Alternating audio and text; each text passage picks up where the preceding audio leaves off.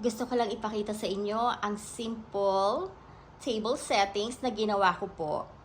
This is for tomorrow's gathering with friends. Okay, kung mapapansin po ninyo, naiiba po ngayon ang ating table settings.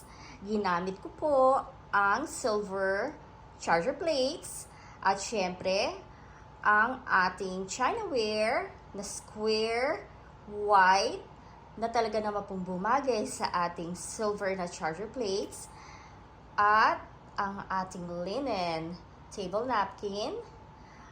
Ang ganda po, di ba? Simpleng-simple, napakalinis tignan. At talaga namang bumagay din ang kanyang napkin ring na silver din ang kulay.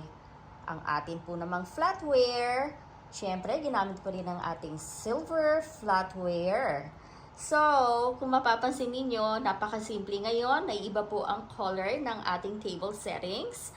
Not the usual table settings na merong gold flatware. Okay, so, ang sabi ko nga, syempre, pagka nag-arrange kayo ng table settings, no, minsan depende rin sa okasyon. Okay, so, at isa pa, yung bang iba yun pagka nag-prepare talaga kayo for your guests, kasi it shows your guests that they are welcome. Kasi syempre pagka nakita nila yan, sasabihin nila, wow, yung bang very impressive na talaga namang pinaghandaan ang kanilang pagdating. Hindi lang yung simpleng basta ayos lang ng lamesa. Okay, well actually, kung sa iba, siguro po pwede na yun, depende rin naman kung meron din naman po tayong budget.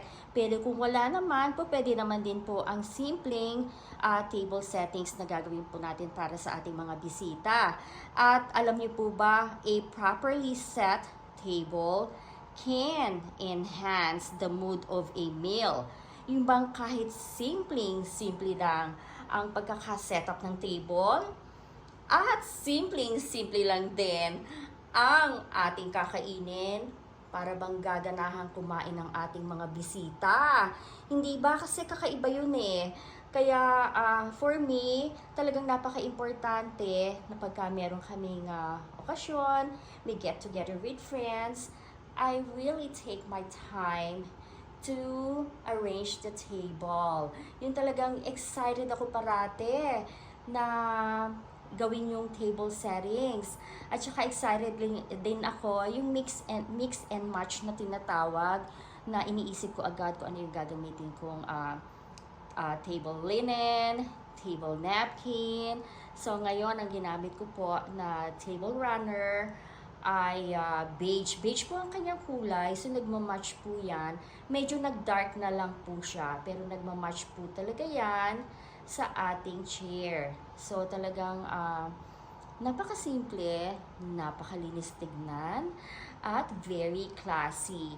Okay, yun lang po na share ko lang sa inyo. Sana po ay nagustuhan ninyo ang aking simpleng table settings. At marami pong salamat sa panonood ninyo. So don't forget to subscribe to my YouTube channel. Thank you for watching. Bye!